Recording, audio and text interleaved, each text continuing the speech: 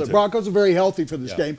That is not true of most of the teams in the playoffs. True. The Broncos, who have had serious injury problems last year in the playoffs, they were missing as many as 7 starters from the defense, that the Broncos this year may be the healthiest team in the playoffs. That's hard to believe, given, as you said, during the course of the last several weeks and during the course of the year, the problems that they've had defensively, everybody from Brandon Marshall to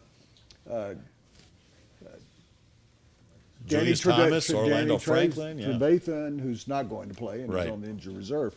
But they've had problems all across the offensive line with nagging injuries. The defensive line has basically stayed healthy all year, but they've had real problems at linebacker, and they've had problems with T.J. Ward. Talib had an issue for a week or so.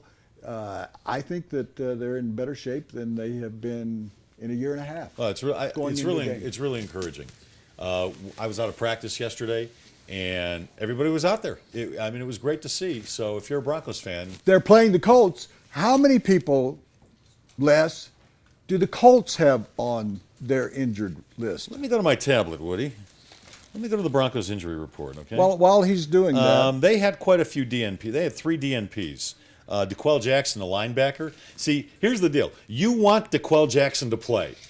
You want him to play linebacker for Indianapolis because the Broncos burned him like nobody else in the first game of the year. Well, what's they the connection? On DQwell Jackson in pass coverage. What's the connection between Jackson and the Denver Broncos? They were interested in him in the offseason. They tried to sign him. Brought him in, yeah. And you're now saying that they burned him in the previous game and that you wanted him in the game now.